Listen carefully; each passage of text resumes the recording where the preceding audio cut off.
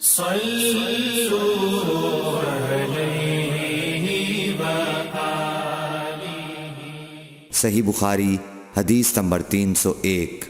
حضرت عائشہ رضی اللہ تعالی عنہا فرماتی ہیں کہ آپ صلی اللہ علیہ وسلم اپنا سر مبارک میری طرف کر دیتے، اس وقت آپ اعتکاف میں بیٹھے ہوئے ہوتے اور میں حیض کی حالت میں ہونے کے باوجود آپ کا سر مبارک دھو دیتی۔ صحیح بخاری حدیث نمبر 302۔ حضرت عائشہ رضی اللہ تعالی عنہا نے فرمایا، ہم ازواج میں سے کوئی جب حائضہ ہوتی اس حالت میں رسول اللہ صلی اللہ علیہ وسلم اگر مباشرت کا ارادہ کرتے آپ ازار باندھنے کا حکم دے دیتے باوجود حیض کی زیادتی کے، پھر بدن سے بدن ملاتے۔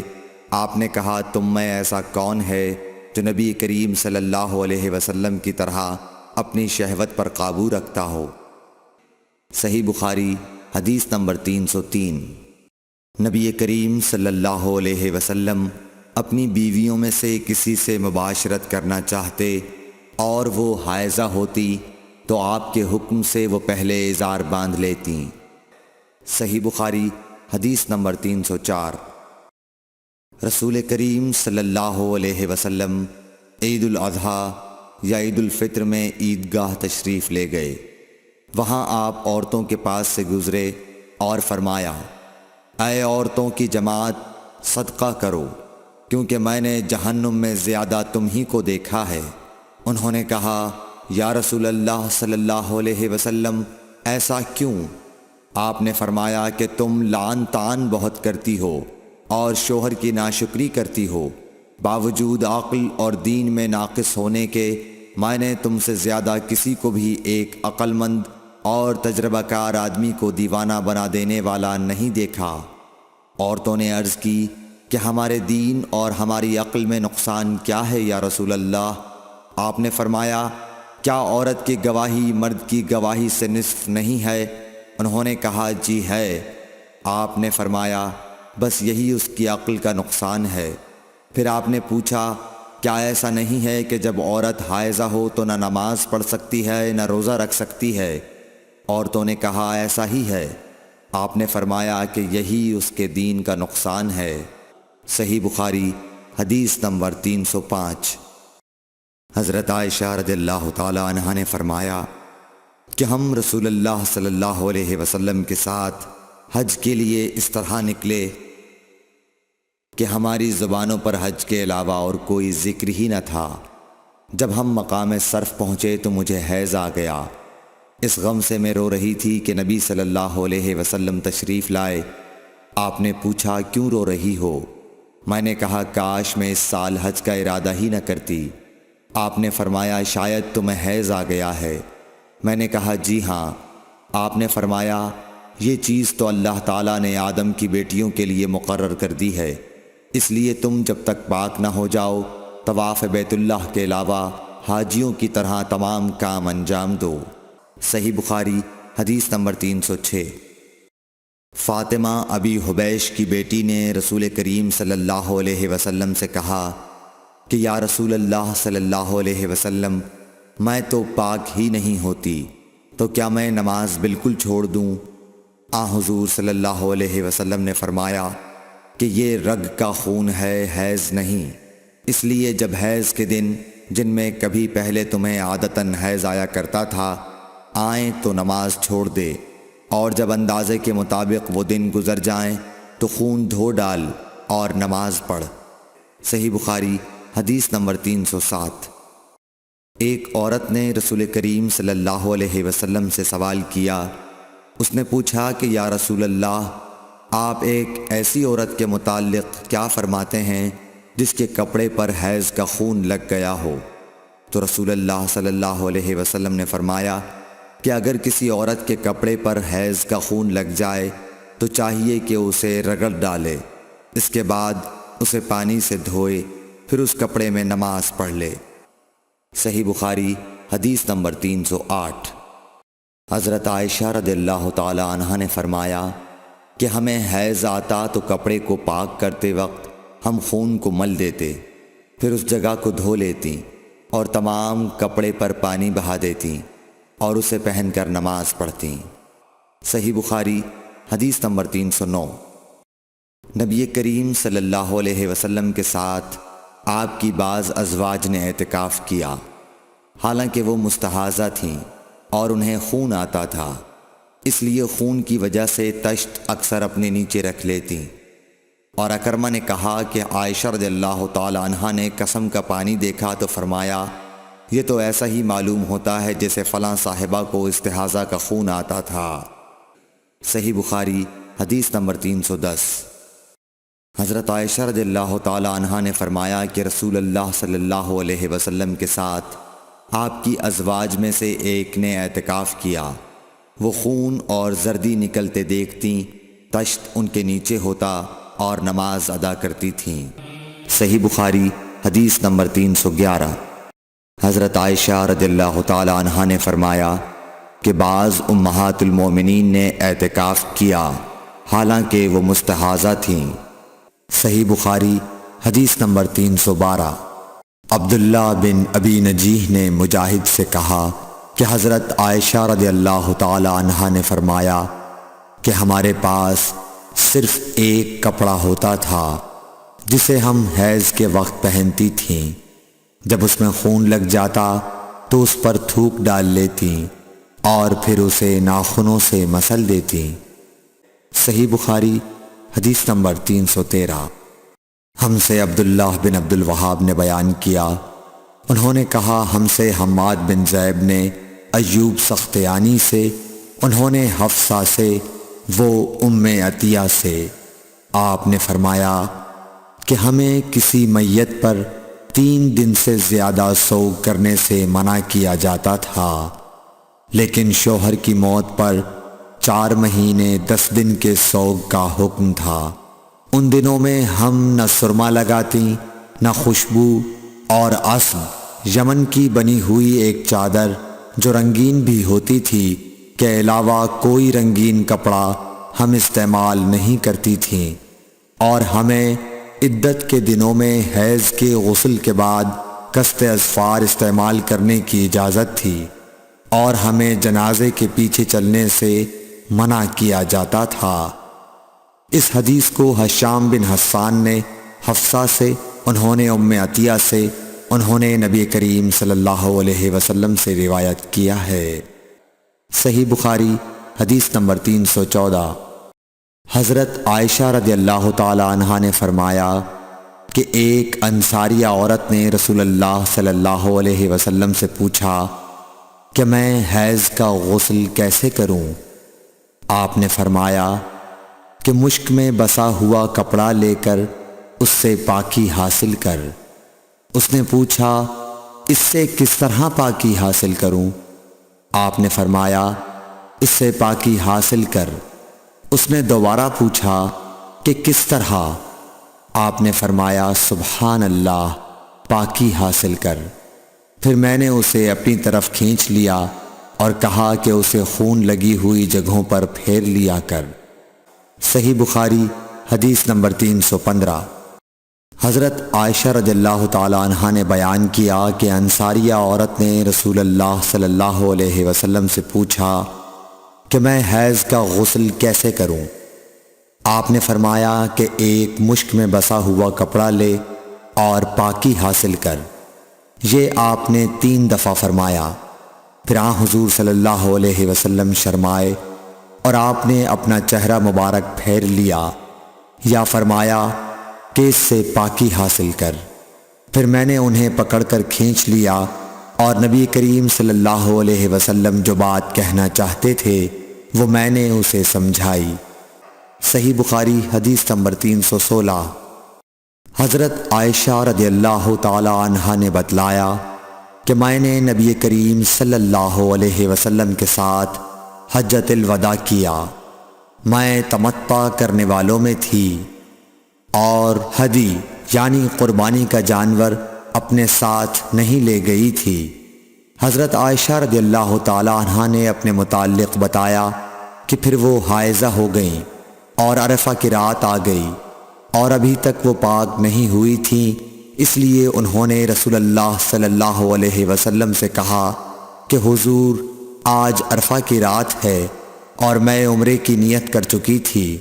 رسول اللہ صلی اللہ علیہ وسلم نے فرمایا کہ اپنے سر کو کھول ڈال اور کنگا کر اور عمرے کو چھوڑ دے۔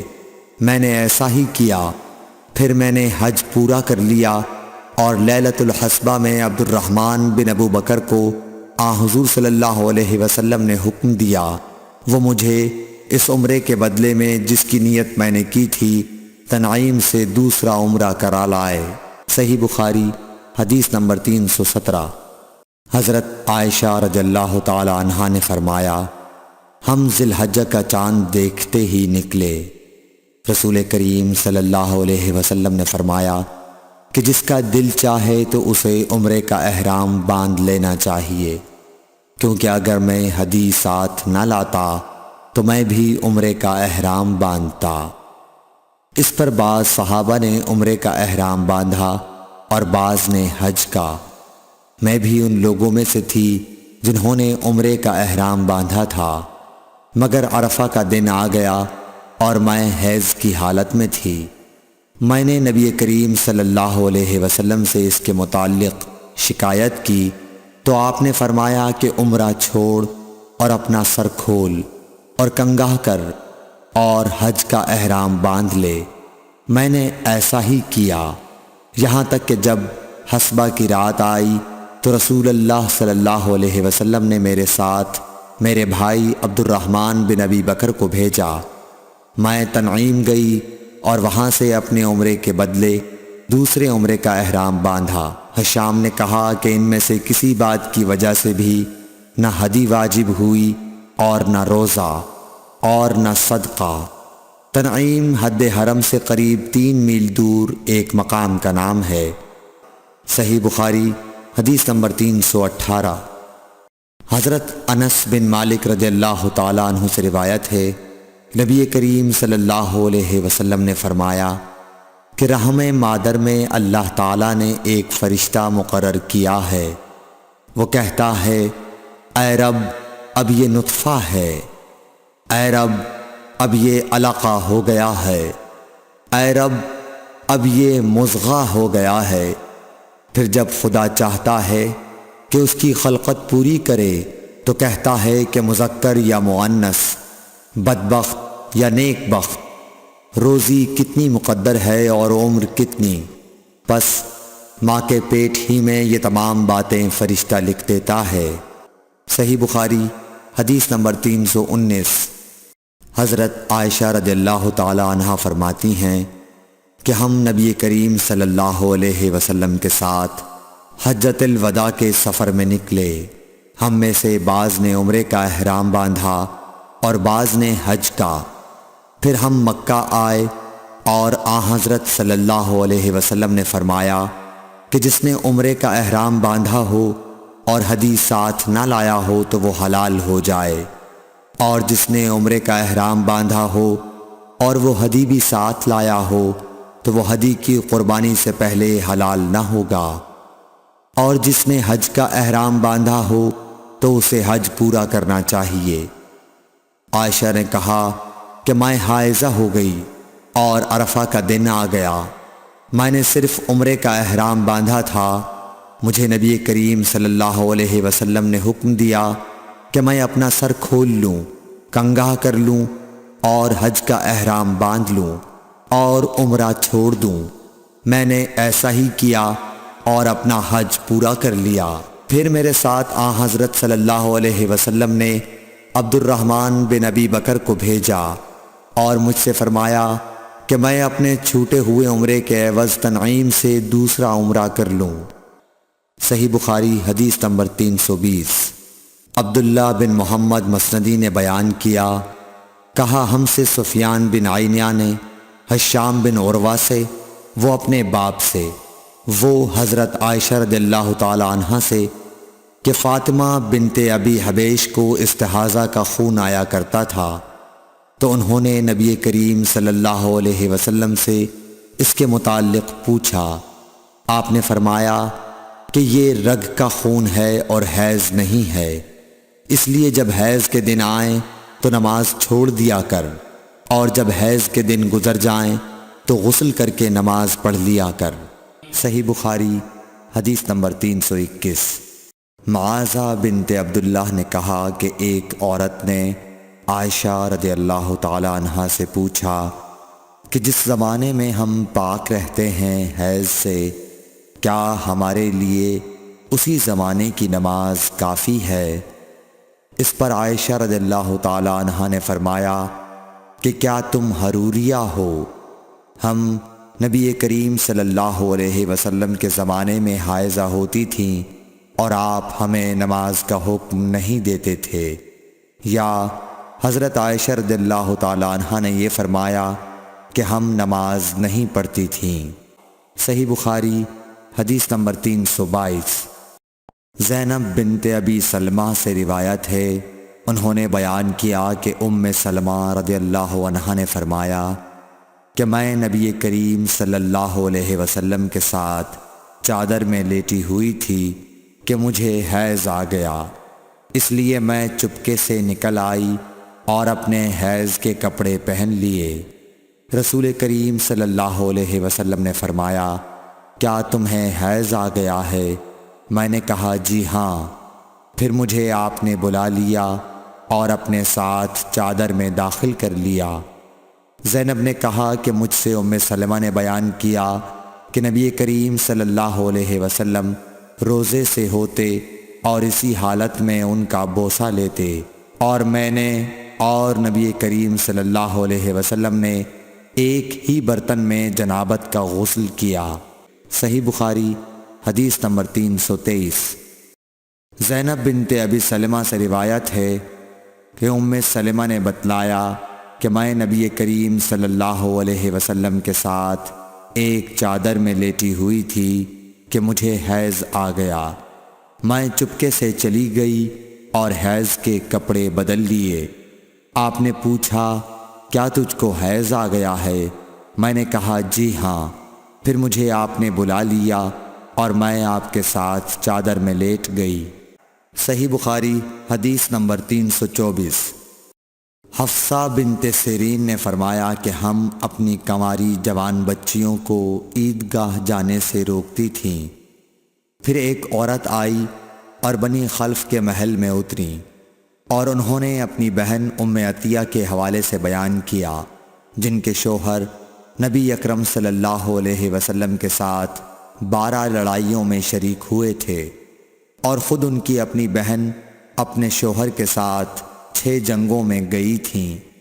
انہوں نے بیان کیا کہ ہم زخمیوں کی مرہم پٹی کیا کرتی تھیں اور مریضوں کی خبرگیری بھی کرتی تھیں۔ میری بہن نے ایک مرتبہ نبی اکرم صلی اللہ علیہ وسلم سے پوچھا کہ اگر ہم میں سے کسی کے پاس چادر نہ ہو تو کیا اس کے لیے اس میں کوئی حرج ہے کہ وہ نماز عید کے لیے باہر نہ نکلے؟ آپ نے فرمایا، اس کی ساتھی عورت کو چاہیے کہ اپنی چادر کا کچھ حصہ اسے بھی اوڑھا دے، پھر وہ خیر کے مواقع پر اور مسلمانوں کی دعاؤں میں شریک ہوں، یعنی عیدگاہ جائیں۔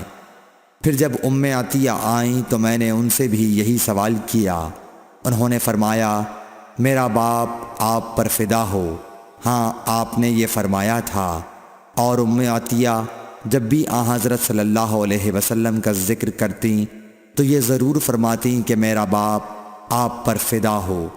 انہوں نے کہا، میں نے آپ کو یہ کہتے ہوئے سنا کہ جوان لڑکیاں، پردے والیاں اور حائضہ عورتیں بھی باہر نکلیں اور مواقع خیر میں اور مسلمانوں کی دعاؤں میں شریک ہوں، اور حائضہ عورت جائے نماز سے دور رہے۔ حفصہ کہتی ہیں، میں نے پوچھا، کیا حائضہ بھی؟ انہوں نے فرمایا، کیا وہ عرفات میں فلاں فلاں جگہ نہیں جاتی؟ یعنی جب وہ ان جملہ مقدس مقامات میں جاتی ہیں تو پھر عیدگاہ میں کیوں نہ جائیں؟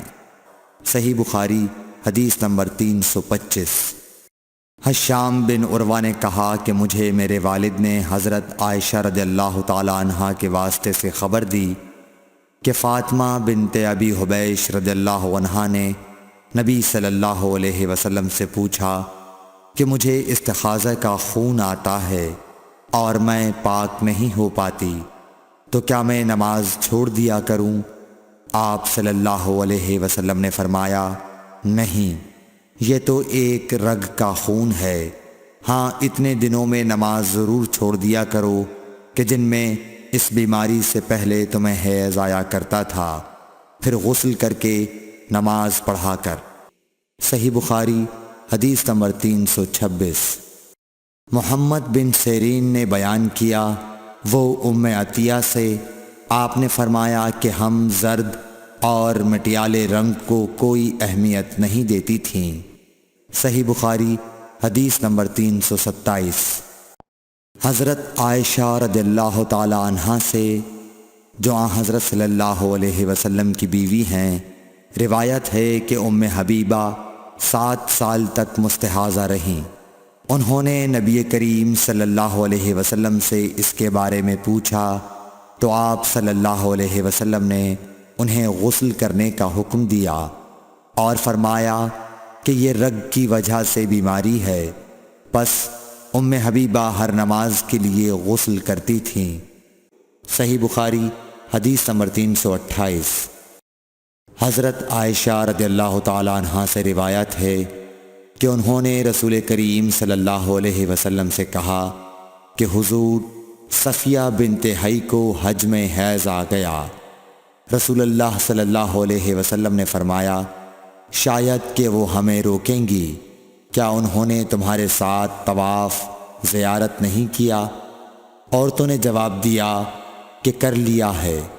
آپ نے اس پر فرمایا کہ پھر نکلو۔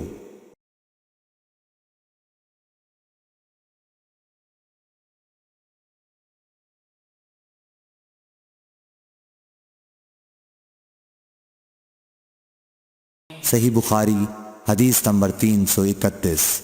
حضرت عائشہ رضی اللہ تعالی عنہا فرماتی ہیں کہ نبی کریم صلی اللہ علیہ وسلم نے فرمایا کہ جب حیض کا زمانہ آئے تو نماز چھوڑ دے، اور جب یہ زمانہ گزر جائے تو خون کو دھو اور نماز پڑھ۔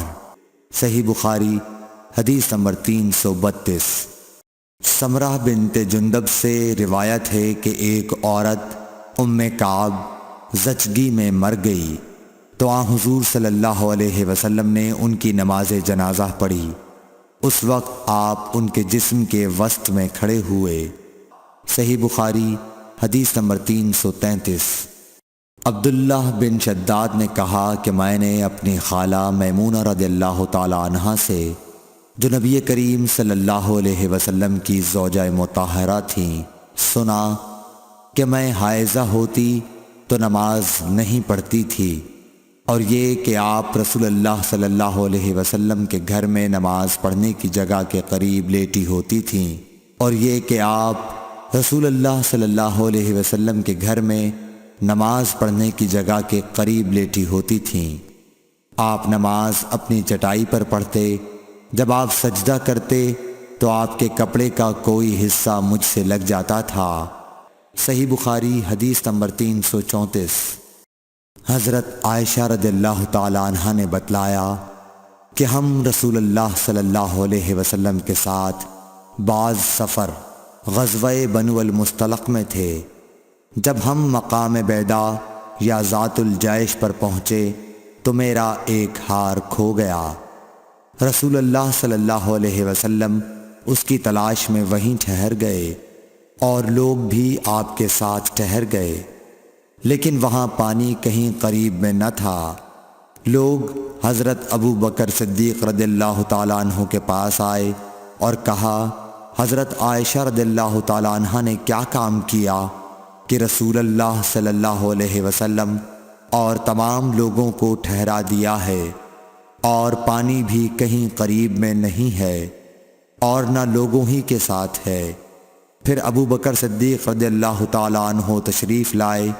رسول اللہ صلی اللہ علیہ وسلم اپنا سر مبارک میری ران پر رکھے ہوئے سو رہے تھے۔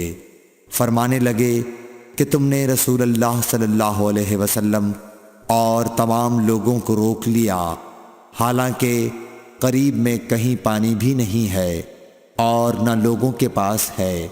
حضرت عائشہ رضی اللہ تعالیٰ عنہ کہتی ہیں کہ والد ماجد رضی اللہ تعالیٰ عنہ مجھ پر خفا ہوئے اور اللہ نے جو چاہا انہوں نے مجھے کہا اور اپنے ہاتھ سے میری کوکھ میں کچوکے لگائے۔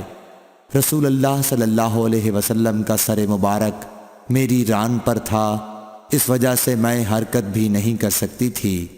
رسول اللہ صلی اللہ علیہ وسلم جب صبح کے وقت اٹھے تو پانی کا پتہ تک نہ تھا، پس اللہ تعالیٰ نے تیمم کی آیت اتاری اور لوگوں نے تیمم کیا۔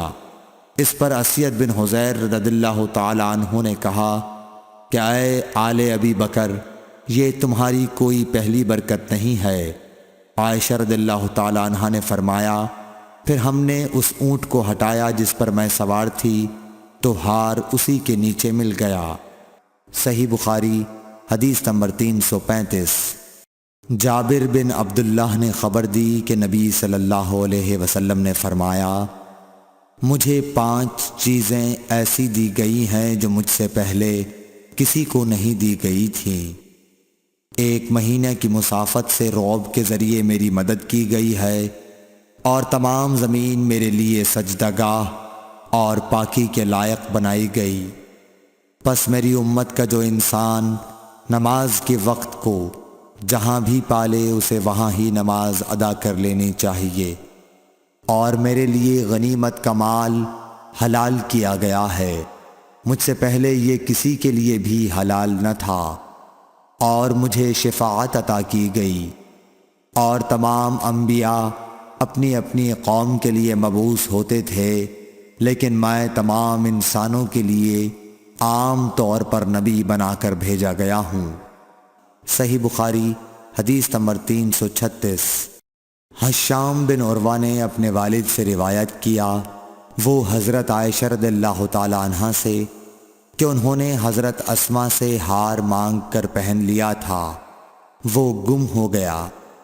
رسول اللہ صلی اللہ علیہ وسلم نے ایک آدمی کو اس کی تلاش کے لیے بھیجا جسے وہ مل گیا۔ پھر نماز کا وقت آ پہنچا اور لوگوں کے پاس جو ہار کی تلاش میں گئے تھے پانی نہیں تھا۔ لوگوں نے نماز پڑھ لی اور رسول اللہ صلی اللہ علیہ وسلم سے اس کے متعلق شکایت کی۔ پس خداوند تعالیٰ نے تیمم کی آیت اتاری، جسے سن کر اسید بن حذیر نے حضرت عائشہ رضی اللہ تعالیٰ عنہا سے کہا آپ کو اللہ بہترین بدلہ دے، واللہ جب بھی آپ کے ساتھ کوئی ایسی بات پیش آئی جس سے آپ کو تکلیف ہوئی تو اللہ تعالیٰ نے آپ کے لیے اور تمام مسلمانوں کے لیے اس میں خیر پیدا فرما دی۔ صحیح بخاری حدیث نمبر 337۔ ابن عباس رضی اللہ تعالیٰ عنہ کے غلام عمیر بن عبداللہ نے کہا کہ میں اور عبداللہ بن یسار جو کہ حضرت میمونہ رضی اللہ تعالیٰ عنہا زوجہ نبی کریم صلی اللہ علیہ وسلم کے غلام تھے، ابو جہیم بن حارث بن سما انصاری صحابی کے پاس آئے۔ انہوں نے بیان کیا کہ نبی کریم صلی اللہ علیہ وسلم بار جمل کی طرف سے تشریف لا رہے تھے۔ راستے میں ایک شخص نے آپ کو سلام کیا، یعنی خود اسی ابو جہیم نے، لیکن آپ نے جواب نہیں دیا۔ پھر آپ دیوار کے قریب آئے اور اپنے چہرے اور ہاتھوں کا مسح کیا، پھر ان کے سلام کا جواب دیا۔ صحیح بخاری حدیث نمبر 338۔ ایک شخص عمر بن خطاب کے پاس آیا اور عرض کی کہ مجھے غسل کی حاجت ہو گئی اور پانی نہیں ملا، تو میں اب کیا کروں؟ اس پر عمار بن یاسر رضی اللہ تعالیٰ عنہ نے حضرت عمر بن خطاب رضی اللہ تعالیٰ عنہ سے کہا کیا آپ کو یاد نہیں جب میں اور آپ سفر میں تھے ہم دونوں جنبی ہو گئے، آپ نے تو نماز نہیں پڑھی لیکن میں نے زمین پر لوٹ پوٹ لیا اور نماز پڑھ لی۔ پھر میں نے نبی کریم صلی اللہ علیہ وسلم سے اس کا ذکر کیا تو آپ نے فرمایا کہ تجھے بس اتنا ہی کافی تھا، اور آپ نے اپنے دونوں ہاتھ زمین پر مارے، پھر انہیں پھونکا اور دونوں سے چہرے اور پونچھوں کا مسح کیا۔ صحیح بخاری حدیث نمبر 339۔ عمار بن یاسر نے یہ واقعہ بیان کیا جو پہلے گزر چکا، اور شعبہ نے اپنے ہاتھوں کو زمین پر مارا، پھر انہیں اپنے منہ کے قریب کر لیا اور پھونکا، پھر ان سے اپنے چہرے اور پونچھوں کا مسح کیا۔ اور نضر بن شمیل نے بیان کیا کہ مجھے شعبہ نے خبر دی حکم سے کہ میں نے زر بن عبداللہ سے سنا، وہ سعید بن عبد الرحمن بن ابزہ کے حوالے سے حدیث روایت کرتے تھے۔ حکم نے کہا کہ میں نے یہ حدیث ابن عبد الرحمن بن ابزہ سے سنی، وہ اپنے والد کے حوالے سے بیان کرتے تھے کہ عمار نے کہا جو پہلے مذکور ہوا۔ صحیح بخاری حدیث نمبر 340۔ ابن عبد الرحمن بن ابزہ سے روایت ہے، وہ اپنے والد سے کہ وہ حضرت عمر رضی اللہ تعالیٰ عنہ کی خدمت میں حاضر تھے، اور حضرت عمار رضی اللہ تعالیٰ عنہ نے ان سے کہا کہ ہم ایک لشکر میں گئے ہوئے تھے، پس ہم دونوں جنبی ہو گئے، اور اس میں ہے کہ بجائے نفخہ فیہما کے انہوں نے تفل فیہما کہا۔ بسم اللہ الرحمن الرحیم۔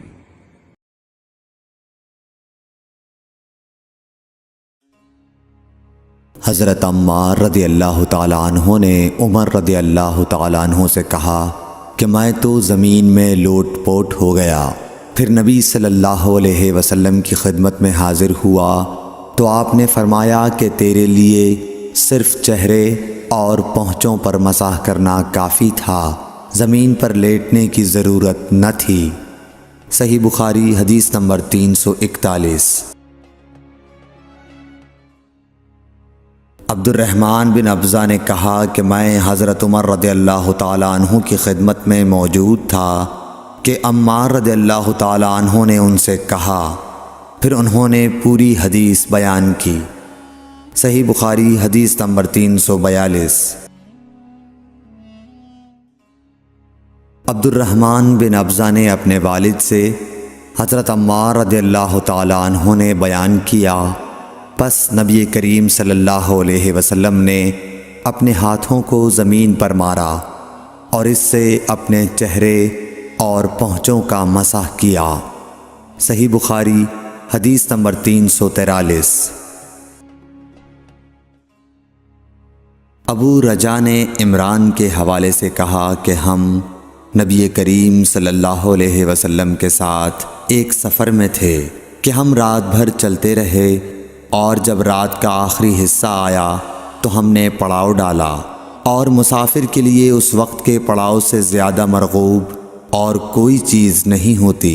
پھر ہم اس طرح غافل ہو کر سو گئے کہ ہمیں سورج کی گرمی کے سوا کوئی چیز بیدار نہ کر سکی۔ سب سے پہلے بیدار ہونے والا شخص فلاں تھا، پھر فلاں، پھر فلاں۔ ابو رجا نے سب کے نام لیے، لیکن اوف کو یہ نام یاد نہیں رہے۔ پھر چوتھے نمبر پر جاگنے والے حضرت عمر بن خطاب رضی اللہ تعالیٰ عنہ تھے، اور جب نبی کریم صلی اللہ علیہ وسلم آرام فرماتے تو ہم آپ کو جگاتے نہیں تھے، یہاں تک کہ آپ خود بخود بیدار ہوں، کیونکہ ہمیں کچھ معلوم نہیں ہوتا کہ آپ پر خواب میں کیا تازہ وحی آتی ہے۔ جب حضرت عمر جاگ گئے اور یہ آمدہ آفت دیکھی، اور وہ ایک نڈر دل والے آدمی تھے، پس زور زور سے تکبیر کہنے لگے۔ اسی طرح بآواز بلند آپ اس وقت تک تکبیر کہتے رہے جب تک کہ نبی کریم صلی اللہ علیہ وسلم ان کی آواز سے بیدار نہ ہو گئے۔ تو لوگوں نے پیش آمدہ آفت مصیبت کے متعلق آپ صلی اللہ علیہ وسلم سے شکایت کی۔ اس پر آپ نے فرمایا کہ کوئی حرج نہیں، سفر شروع کرو۔ پھر آپ تھوڑی دور چلے، اس کے بعد آپ ٹھہر گئے اور وضو کا پانی طلب فرمایا، اور وضو کیا اور اذان کہی گئی۔ پھر آپ نے لوگوں کے ساتھ نماز پڑھی۔ جب آپ نماز پڑھانے سے فارغ ہوئے تو ایک شخص پر آپ کی نظر پڑی جو الگ کنارے پر کھڑا ہوا تھا، اور اس نے لوگوں کے ساتھ نماز نہیں پڑھی تھی۔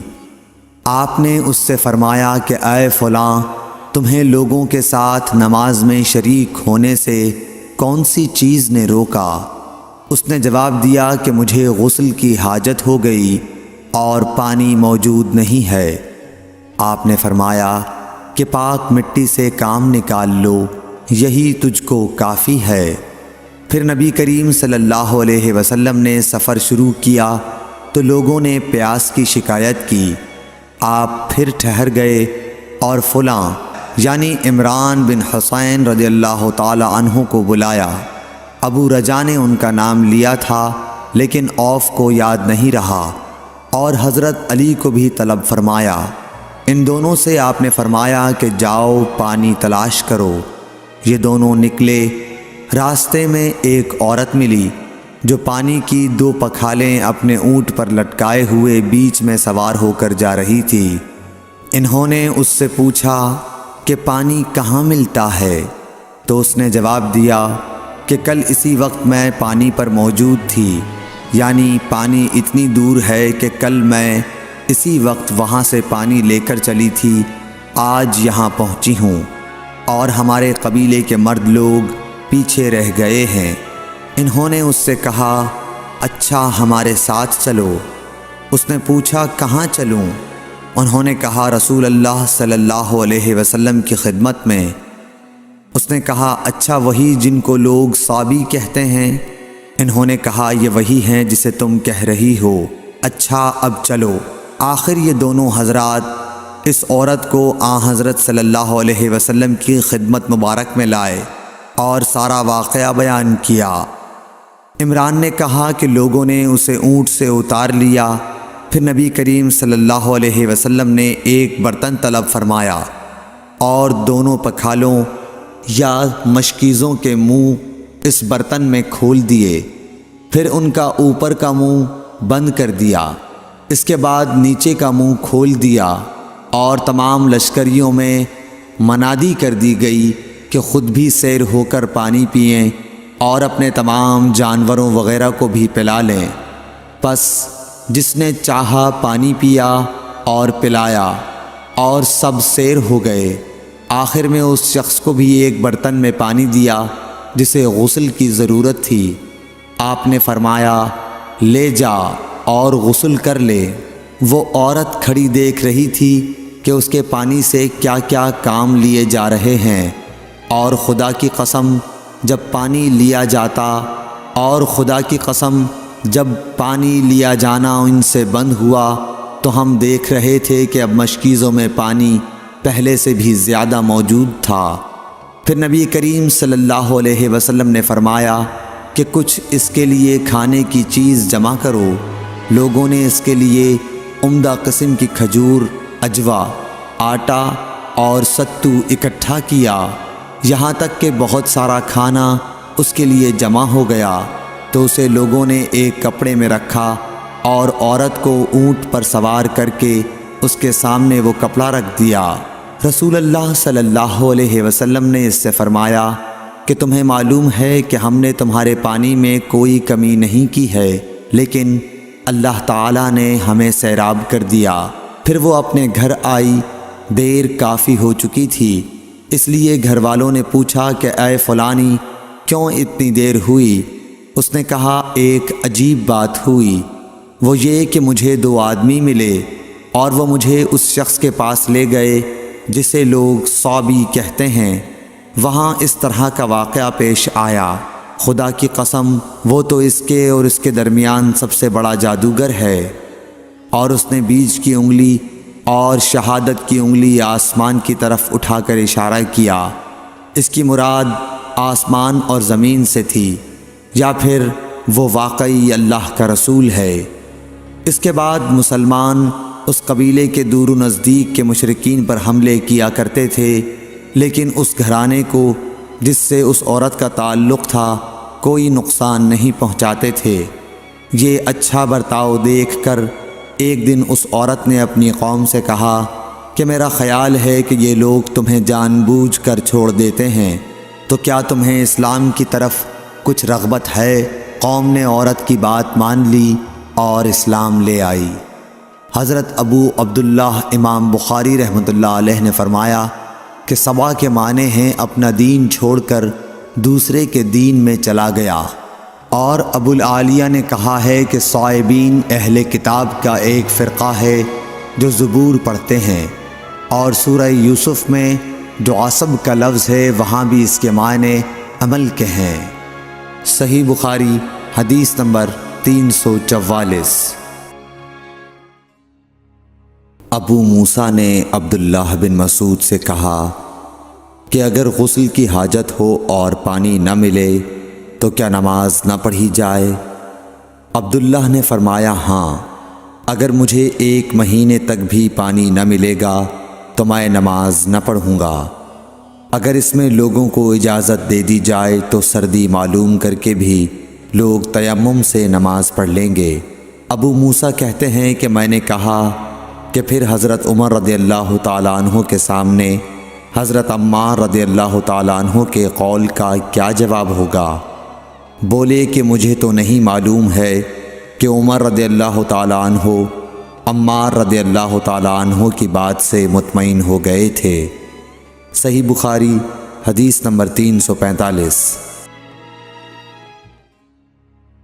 ابو موسیٰ نے پوچھا کہ ابو عبد الرحمن، آپ کا کیا خیال ہے کہ اگر کسی کو غسل کی حاجت ہو اور پانی نہ ملے تو وہ کیا کرے؟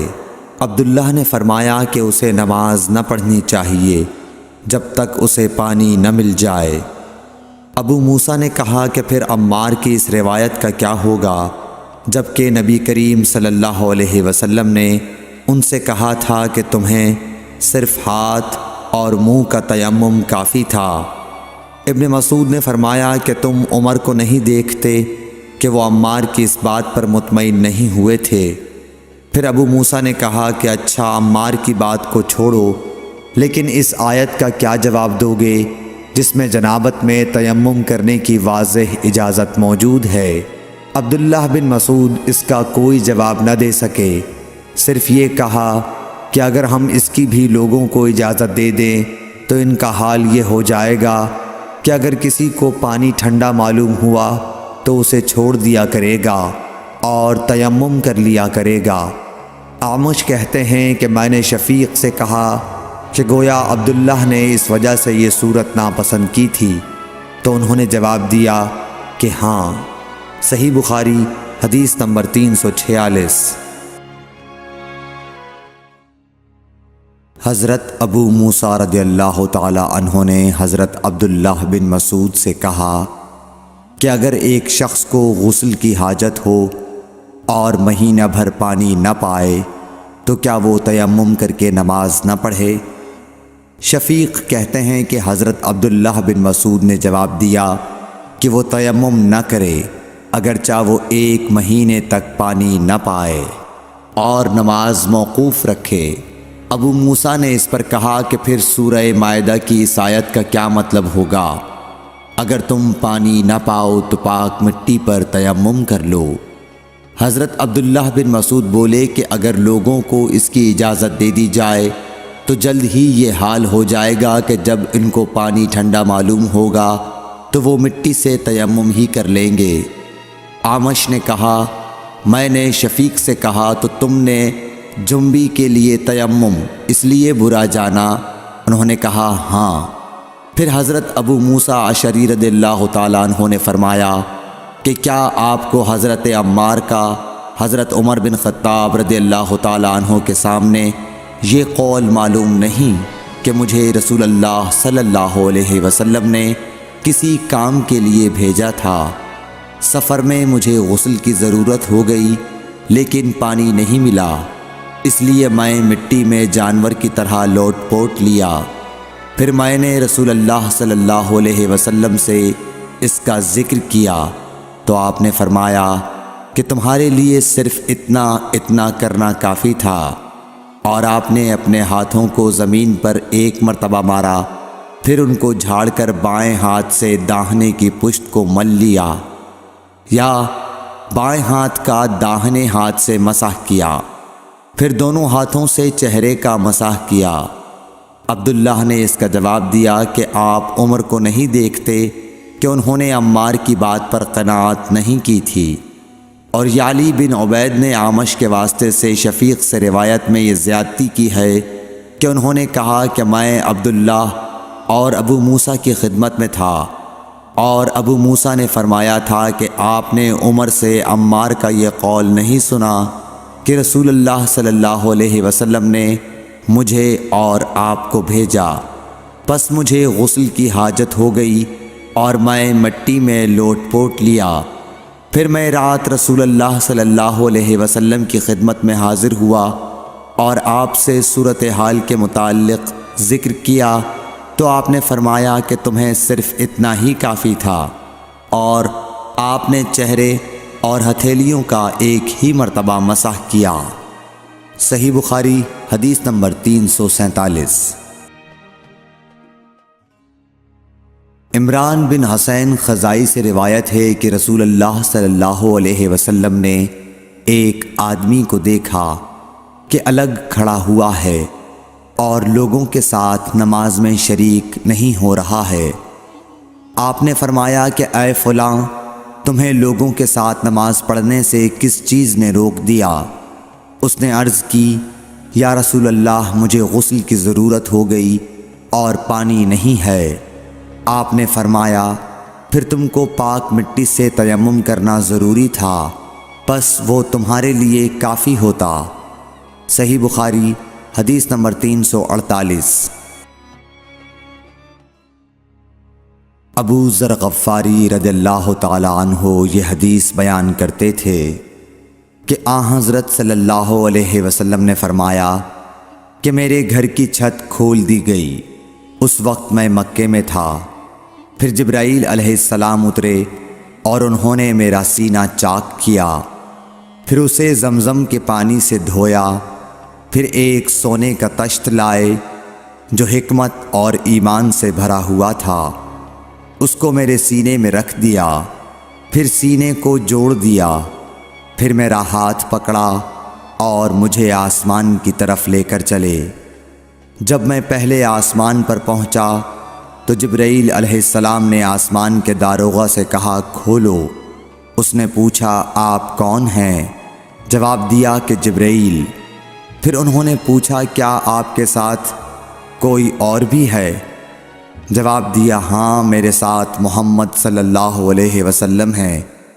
انہوں نے پوچھا کہ کیا ان کے بلانے کے لیے آپ کو بھیجا گیا تھا؟ کہا، جی ہاں۔ پھر جب انہوں نے دروازہ کھولا تو ہم پہلے آسمان پر چڑھ گئے۔ وہاں ہم نے ایک شخص کو بیٹھے ہوئے دیکھا۔ ان کے داہنی طرف کچھ لوگوں کے جھنڈ تھے اور کچھ جھنڈ بائیں طرف تھے۔ جب وہ اپنی داہنی طرف دیکھتے تو مسکراتے، اور جب بائیں طرف نظر کرتے تو روتے۔ انہوں نے مجھے دیکھ کر فرمایا، آؤ، اچھے آئے ہو، صالح نبی اور صالح بیٹے۔ میں نے جبرائیل علیہ السلام سے پوچھا، یہ کون ہیں؟ انہوں نے کہا کہ یہ آدم علیہ السلام ہیں، اور ان کے دائیں بائیں جو جھنڈ ہیں یہ ان کے بیٹوں کی روحیں ہیں۔ جو جھنڈ دائیں طرف ہیں وہ جنتی ہیں، اور بائیں طرف کے جھنڈ دوزخی روحیں ہیں۔ اس لیے جب وہ اپنے دائیں طرف دیکھتے ہیں تو خوشی سے مسکراتے ہیں، اور جب بائیں طرف دیکھتے ہیں تو رنج سے روتے ہیں۔ پھر جبرائیل مجھے لے کر دوسرے آسمان تک پہنچے اور اس کے داروغہ سے کہا کہ کھولو۔ اس آسمان کے داروغہ نے بھی پہلے داروغہ کی طرح پوچھا، پھر کھول دیا۔ حضرت انس رضی اللہ تعالی عنہ نے کہا کہ ابو ذر نے ذکر کیا کہ آپ صلی اللہ علیہ وسلم یعنی نبی صلی اللہ علیہ وسلم نے آسمان پر آدم، ادریس، موسیٰ، عیسیٰ اور ابراہیم علیہ السلام کو موجود پایا، اور ابو ذر نے ہر ایک کا ٹھکانہ نہیں بیان کیا، البتہ اتنا بیان کیا کہ حضور صلی اللہ علیہ وسلم نے حضرت آدم کو پہلے آسمان پر پایا اور حضرت ابراہیم کو چھٹے آسمان پر۔ انس نے بیان کیا کہ جب جبرائیل علیہ السلام نبی کریم صلی اللہ علیہ وسلم کے ساتھ ادریس علیہ السلام پر گزرے تو انہوں نے فرمایا کہ آؤ، اچھے آئے ہو، صالح نبی اور صالح بھائی۔ میں نے پوچھا، یہ کون ہیں؟ جواب دیا کہ یہ ادریس علیہ السلام۔ پھر موسیٰ علیہ السلام تک پہنچا انہوں نے فرمایا آؤ اچھے آئے ہو صالح نبی اور صالح بھائی۔ میں نے پوچھا یہ کون ہیں؟ جبرائیل نے بتایا کہ یہ موسیٰ ہیں۔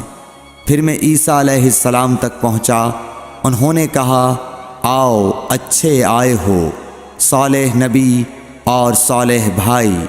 میں نے پوچھا یہ کون ہیں؟ جبرائیل علیہ السلام نے بتایا کہ یہ عیسیٰ ہیں۔ پھر میں ابراہیم علیہ السلام تک پہنچا، انہوں نے فرمایا آؤ اچھے آئے ہو صالح نبی اور صالح بیٹے۔ میں نے پوچھا یہ کون ہیں؟ جبرائیل علیہ السلام نے بتایا کہ یہ حضرت ابراہیم علیہ السلام ہیں۔ ابن شہاب نے کہا کہ مجھے ابو بکر بن حزم نے خبر دی کہ عبداللہ بن عباس اور ابو حبا الانصاری رضی اللہ عنہم کہا کرتے تھے کہ نبی کریم صلی اللہ علیہ وسلم نے فرمایا، پھر مجھے جبرائیل لے کر چڑھے۔ اب میں اس بلند مقام تک پہنچ گیا جہاں میں نے قلم کی آواز سنی جو لکھنے والے فرشتوں کے قلموں کی آواز تھی۔ ابن حزم نے اپنے شیخ سے اور انس بن مالک نے ابو ذر سے نقل کیا کہ نبی کریم صلی اللہ علیہ وسلم نے فرمایا، پس اللہ تعالیٰ نے میری امت پر 50 وقت کی نمازیں فرض کیں۔ میں یہ حکم لے کر واپس لوٹا۔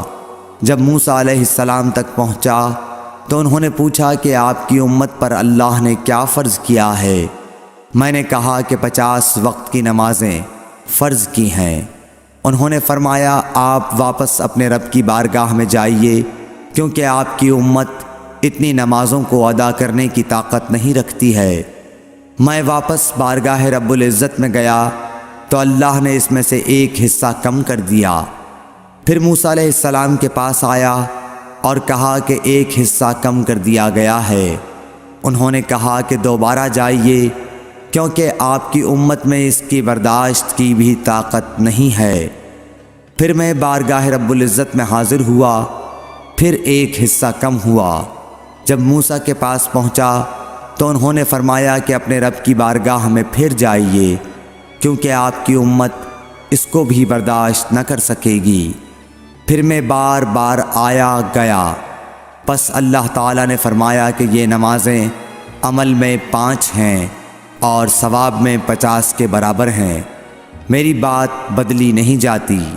اب میں موسیٰ کے پاس آیا تو انہوں نے پھر کہا کہ اپنے رب کے پاس جاؤ، لیکن میں نے کہا کہ مجھے اپنے رب سے شرم آتی ہے۔ پھر جبرائیل مجھے سدرۃ المنتہا تک لے گئے، جسے کئی طرح کے رنگوں نے ڈھانک رکھا تھا، جن کے متعلق مجھے معلوم نہیں ہوا کہ وہ کیا ہیں۔ اب کے بعد مجھے جنت میں لے جایا گیا۔ میں نے دیکھا کہ اس میں موتیوں کے ہار ہیں اور اس کی مٹی مشک کی ہے۔ صحیح بخاری حدیث نمبر 349۔ حضرت عائشہ صدیقہ رضی اللہ تعالیٰ عنہ نے فرمایا کہ اللہ تعالیٰ نے پہلے نماز میں 2 رکعت فرض کی تھی، سفر میں بھی اور اقامت کی حالت میں بھی۔ پھر سفر کی نماز تو اپنی اصلی حالت پر باقی رکھی گئی اور حالت اقامت کی نمازوں میں زیادتی کر دی گئی۔ صحیح بخاری حدیث نمبر 350۔ بسم اللہ الرحمن الرحیم۔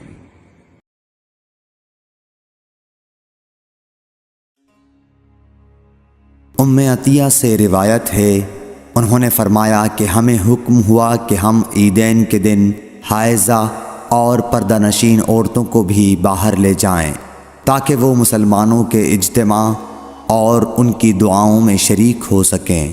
البتہ حائضہ عورتوں کو نماز پڑھنے کی جگہ سے دور رکھیں۔ ایک عورت نے کہا یا رسول اللہ، ہم میں بعض عورتیں ایسی بھی ہوتی ہیں جن کے پاس پردہ کرنے کے لیے چادر نہیں ہوتی۔ آپ نے فرمایا کہ اس کی ساتھی عورت اپنی چادر کا ایک حصہ اسے اوڑھا دے۔ اور عبداللہ بن رجاء نے کہا ہم سے عمران قطان نے بیان کیا، کہا ہم سے محمد بن سیرین نے، کہا ہم سے ام عطیہ نے، میں نے حضرت صلی اللہ علیہ وسلم سے سنا اور یہی حدیث بیان کی۔ صحیح بخاری حدیث نمبر 351۔ حضرت جابر بن عبداللہ رضی اللہ تعالی عنہ نے تہبند باندھ کر نماز پڑھی، جسے انہوں نے سر تک باندھ رکھا تھا اور آپ کے کپڑے کھونٹی پر لٹکے ہوئے تھے۔ ایک کہنے والے نے کہا کہ آپ ایک تہبند میں نماز پڑھتے ہیں؟ آپ نے جواب دیا کہ میں نے ایسا اس لیے کیا کہ تجھ جیسا کوئی احمق مجھے دیکھے۔ بھلا رسول اللہ صلی اللہ علیہ وسلم کے زمانے میں 2 کپڑے بھی کس کے پاس تھے؟ صحیح بخاری حدیث نمبر 352۔ محمد بن منقدر نے کہا کہ میں نے جابر رضی اللہ تعالی عنہ کو ایک کپڑے میں نماز پڑھتے دیکھا، اور انہوں نے بتلایا کہ میں نے نبی صلی اللہ علیہ وسلم کو بھی ایک ہی کپڑے میں نماز پڑھتے دیکھا تھا۔ صحیح بخاری حدیث نمبر 353۔ عمر بن ابی سلمہ سے روایت ہے کہ نبی کریم صلی اللہ علیہ وسلم نے ایک کپڑے میں نماز پڑھی، اور آپ نے کپڑے کے دونوں کناروں کو مخالف طرف کے کندھے پر ڈال لیا۔ صحیح بخاری حدیث نمبر 354۔ عمر بن ابی سلمہ سے روایت ہے کہ نبی کریم صلی اللہ علیہ وسلم کو ام سلمہ کے گھر میں ایک کپڑے میں نماز پڑھتے دیکھا۔ کپڑے کے دونوں کناروں کو آپ نے دونوں کندھوں پر ڈال رکھا تھا۔ صحیح بخاری حدیث نمبر 355۔ عمر بن ابی سلمہ نے خبر دی کہ میں نے رسول اللہ صلی اللہ علیہ وسلم کو حضرت ام سلمہ کے گھر میں ایک کپڑے میں نماز پڑھتے ہوئے دیکھا۔ آپ اسے لپیٹے ہوئے تھے اور اس کے دونوں کناروں کو دونوں کندھوں پر ڈالے ہوئے تھے۔ صحیح بخاری حدیث نمبر 356۔ ام ہانی بنت ابی طالب کے غلام ابو مرہ یزید نے بیان کیا کہ انہوں نے ام ہانی بنت ابی طالب سے یہ سنا۔ وہ فرماتی تھیں کہ میں فتح مکہ کے موقع پر نبی کریم صلی اللہ علیہ وسلم کی خدمت میں حاضر ہوئی۔ میں نے دیکھا کہ آپ غسل کر رہے ہیں اور آپ کی صاحبزادی فاطمہ پردہ کیے ہوئے ہیں۔ انہوں نے کہا کہ میں نے حضور صلی اللہ علیہ وسلم کو سلام کیا۔ آپ نے پوچھا کہ کون ہے؟ میں نے بتایا کہ ام ہانی بنت ابی طالب ہوں۔ آپ نے فرمایا اچھی آئی ہو ام ہانی۔ پھر جب آپ نہانے سے فارغ ہو گئے تو اٹھے اور 8 رکعت نماز پڑھی، ایک ہی کپڑے میں لپٹ کر۔ جب آپ نماز پڑھ چکے تو میں نے عرض کی کہ یا رسول اللہ صلی اللہ علیہ وسلم، میرے ماں کے بیٹے حضرت علی بن ابی طالب کا دعویٰ ہے کہ وہ ایک شخص کو ضرور قتل کرے گا، حالانکہ میں نے اسے پناہ دے رکھی ہے۔ یہ میرے خاوند حبیرہ کا فلاں بیٹا ہے۔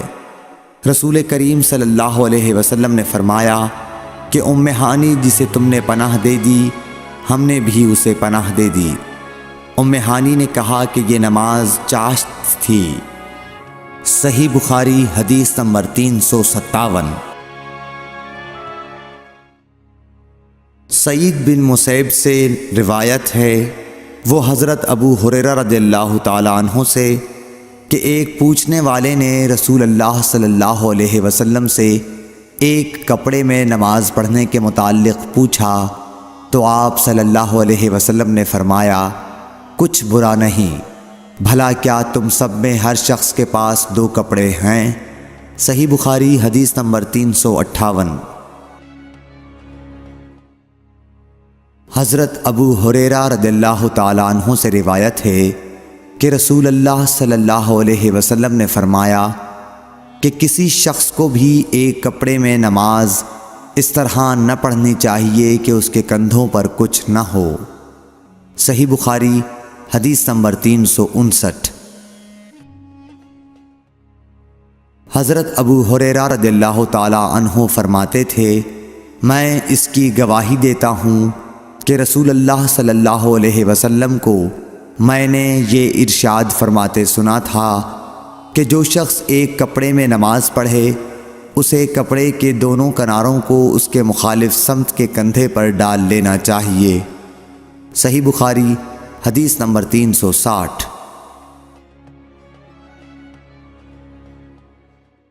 بسم الله الرحمن الرحيم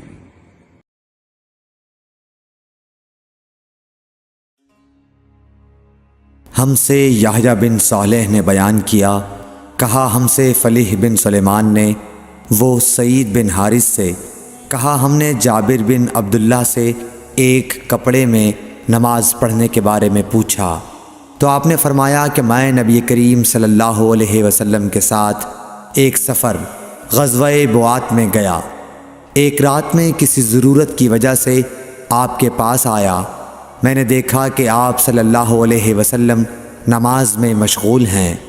اس وقت میرے بدن پر صرف ایک ہی کپڑا تھا، اس لیے میں نے اسے لپیٹ لیا اور آپ کے بازو میں ہو کر میں بھی نماز میں شریک ہو گیا۔ جب آپ نماز سے فارغ ہوئے تو دریافت فرمایا، جابر اس رات کے وقت کیسے آئے؟ میں نے آپ صلی اللہ علیہ وسلم سے اپنی ضرورت کے متعلق کہا۔ جب میں فارغ ہو گیا تو آپ نے پوچھا کہ یہ تم نے کیا لپیٹ رکھا تھا جسے میں نے دیکھا؟ میں نے عرض کی کہ ایک ہی کپڑا تھا، اس طرح نہ لپیٹتا تو کیا کرتا؟ آپ صلی اللہ علیہ وسلم نے فرمایا کہ اگر وہ کشادہ ہو تو اسے اچھی طرح لپیٹ لیا کر، اور اگر تنگ ہو تو اس کو تہبند کے طور پر باندھ لیا کر۔ صحیح بخاری حدیث نمبر 361۔ ابو حازم سلمہ بن دینار نے بیان کیا سہل بن سعد سعدی سے، انہوں نے کہا کہ کئی آدمی نبی کریم صلی اللہ علیہ وسلم کے ساتھ بچوں کی طرح اپنی گردنوں پر ازاریں باندھے ہوئے نماز پڑھتے تھے، اور عورتوں کو آپ کے زمانے میں حکم تھا کہ اپنے سروں کو سجدے سے اس وقت تک نہ اٹھائیں جب تک مرد سیدھے ہو کر بیٹھ نہ جائیں۔ صحیح بخاری حدیث نمبر 362۔ مسروق بن اجدہ نے مغیرہ بن شعبہ سے فرمایا کہ میں نبی کریم صلی اللہ علیہ وسلم کے ساتھ ایک سفر غزوہ تبوک میں تھا، آپ نے ایک موقع پر فرمایا، مغیرہ پانی کی چھاگل اٹھا لے، میں نے اسے اٹھا لیا، پھر رسول اللہ صلی اللہ علیہ وسلم چلے اور میری نظروں سے چھپ گئے، آپ نے قضائے حاجت کی، اس وقت آپ شامی جبہ پہنے ہوئے تھے، آپ ہاتھ کھولنے کے لیے آستین اوپر چڑھانی چاہتے تھے لیکن وہ تنگ تھی، اس لیے آستین کے اندر سے ہاتھ باہر نکالا، میں نے آپ کے ہاتھوں پر پانی ڈالا، آپ صلی اللہ علیہ وسلم نے نماز کے وضو کی طرح وضو کیا اور اپنے خفین پر مسح کیا، پھر نماز پڑھی۔ صحیح بخاری حدیث نمبر 363۔ عمرو بن دینار نے جابر بن عبداللہ انصاری رضی اللہ تعالی عنہ سے سنا، وہ بیان کرتے تھے کہ رسول اللہ صلی اللہ علیہ وسلم نبوت سے پہلے کعبے کے لیے قریش کے ساتھ پتھر ڈھو رہے تھے، اس وقت آپ تہبند باندھے ہوئے تھے، آپ صلی اللہ علیہ وسلم کے چچا عباس نے کہا کہ بھتیجے کیوں نہیں تم تہبند کھول لیتے اور اسے پتھر کے نیچے اپنے کاندھے پر رکھ لیتے تاکہ تم پر آسانی ہو جائے۔ حضرت جابر نے کہا کہ آپ صلی اللہ علیہ وسلم نے تہبند کھول لیا اور کاندھے پر رکھ لیا، اسی وقت غشی کھا کر گر پڑے، اس کے بعد آپ صلی اللہ علیہ وسلم کبھی ننگے نہیں دیکھے گئے۔ صحیح بخاری حدیث نمبر 364۔ حضرت ابو ہریرہ رضی اللہ تعالی عنہ نے فرمایا کہ ایک شخص نبی صلی اللہ علیہ وسلم کے سامنے کھڑا ہوا اور اس نے صرف ایک کپڑا پہن کر نماز پڑھنے کے بارے میں سوال کیا۔ آپ صلی اللہ علیہ وسلم نے فرمایا کہ کیا تم سبھی لوگوں کے پاس 2 کپڑے ہو سکتے ہیں؟ پھر یہی مسئلہ حضرت عمر رضی اللہ تعالیٰ عنہ سے ایک شخص نے پوچھا تو انہوں نے کہا، جب اللہ تعالیٰ نے ہمیں فراغت دی ہے تو تم بھی فراغت کے ساتھ رہو۔ آدمی کو چاہیے کہ نماز میں اپنے کپڑے اکٹھا کر لے، کوئی آدمی تہبند اور چادر میں نماز پڑھے، کوئی تہبند اور قمیص، کوئی تہبند اور قبا میں، کوئی پاجامہ اور چادر میں، کوئی پاجامہ اور قمیص میں، کوئی پاجامہ اور قبا میں، کوئی جانگھیا اور قبا میں، کوئی جانگھیا اور قمیص میں نماز پڑھے۔ ابو ہریرہ رضی اللہ تعالی عنہ نے کہا کہ مجھے یاد آتا ہے کہ آپ نے یہ بھی کہا کہ کوئی جانگھیا اور چادر میں نماز پڑھے۔ صحیح بخاری حدیث نمبر 365۔ ابن عمر رضی اللہ تعالی عنہ نے فرمایا کہ رسول اللہ صلی اللہ علیہ وسلم سے ایک آدمی نے پوچھا کہ احرام باندھنے والے کو کیا پہننا چاہیے، تو آپ نے فرمایا کہ نہ قمیص پہنے نہ پاجامہ، نہ باران کوٹ، اور نہ ایسا کپڑا جس میں زعفران لگا ہوا ہو، اور نہ ورس لگا ہوا کپڑا۔ پھر اگر کسی شخص کو جوتیاں نہ ملیں جن میں پاؤں کھلا رہتا ہو، وہ موزے کاٹ کر پہن لے تاکہ وہ ٹخنوں سے نیچے ہو جائیں۔ اور ابن ابی ذئب نے اس حدیث کو نافع سے بھی روایت کیا، انہوں نے ایسا ہی حضرت صلی اللہ علیہ وسلم سے بھی روایت کیا ہے۔ صحیح بخاری حدیث نمبر 366۔ عبید اللہ بن عبداللہ بن عتبہ نے ابو سعید خدری سے روایت کیا ہے کہ نبی کریم صلی اللہ علیہ وسلم نے سما کی طرح کپڑا بدن پر لپیٹ لینے سے منع فرمایا، اور اس سے بھی منع فرمایا کہ آدمی ایک کپڑے پر اجتباء کرے اور اس کی شرمگاہ پر علیحدہ کوئی دوسرا کپڑا نہ ہو۔ صحیح بخاری حدیث نمبر 367۔ اعرج ابو ہریرہ رضی اللہ تعالیٰ عنہ سے نقل کرتے ہیں کہ نبی کریم صلی اللہ علیہ وسلم نے 2 طرح کی بیع و فروخت سے منع فرمایا، ایک تو چھونے کی بیع سے، دوسرے پھینکنے کی بیع سے، اور اشتعمال السما سے جس کا بیان اوپر گزرا، اور ایک کپڑے میں گوٹ مار کر بیٹھنے سے۔ صحیح بخاری حدیث نمبر 368۔ حمید بن عبد الرحمن بن عوف نے خبر دی کہ حضرت ابو ہریرہ رضی اللہ تعالیٰ عنہ نے فرمایا کہ اس حج کے موقع پر مجھے حضرت ابو بکر نے یوم نحر ذی الحج کی 10ویں تاریخ میں اعلان کرنے والوں کے ساتھ بھیجا تاکہ ہم منا میں اس بات کا اعلان کر دیں کہ اس سال کے بعد کوئی مشرک حج نہیں کر سکتا اور کوئی شخص ننگے ہو کر بیت اللہ کا طواف نہیں کر سکتا۔ حمید بن عبد الرحمن نے کہا اس کے بعد رسول اللہ صلی اللہ علیہ وسلم نے حضرت علی رضی اللہ تعالی عنہ کو حضرت ابو بکر کے پیچھے بھیجا اور انہیں حکم دیا کہ وہ سورہ برت پڑھ کر سنا دیں اور اس کے مضامین کا عام اعلان کر دیں۔ ابو ہریرہ رضی اللہ تعالی عنہ فرماتے ہیں کہ حضرت علی رضی اللہ تعالی عنہ نے ہمارے ساتھ نہر کے دن منا میں 10ویں تاریخ کو یہ سنایا کہ آج کے بعد کوئی مشرک نہ حج کر سکے گا اور نہ بیت اللہ کا طواف کوئی شخص ننگے ہو کر کر سکے گا۔ صحیح بخاری حدیث نمبر 369۔ عبد الرحمن بن ابو الموالی نے محمد بن مقدر سے کہا میں جابر بن عبداللہ انصاری کی خدمت میں حاضر ہوا، وہ ایک کپڑا اپنے بدن پر لپیٹے ہوئے نماز پڑھ رہے تھے، حالانکہ ان کی چادر الگ رکھی ہوئی تھی۔ جب آپ نماز سے فارغ ہوئے تو ہم نے کہا اے ابو عبداللہ، آپ کی چادر رکھی ہوئی ہے اور آپ اسے اوڑھے بغیر نماز پڑھ رہے ہیں۔ انہوں نے فرمایا میں نے چاہا کہ تم جیسے جاہل لوگ مجھے اس طرح نماز پڑھتے دیکھ لیں، میں نے بھی نبی صلی اللہ علیہ وسلم کو اسی طرح ایک کپڑے میں نماز پڑھتے دیکھا تھا۔ صحیح بخاری حدیث نمبر 370۔ بسم اللہ الرحمن الرحیم۔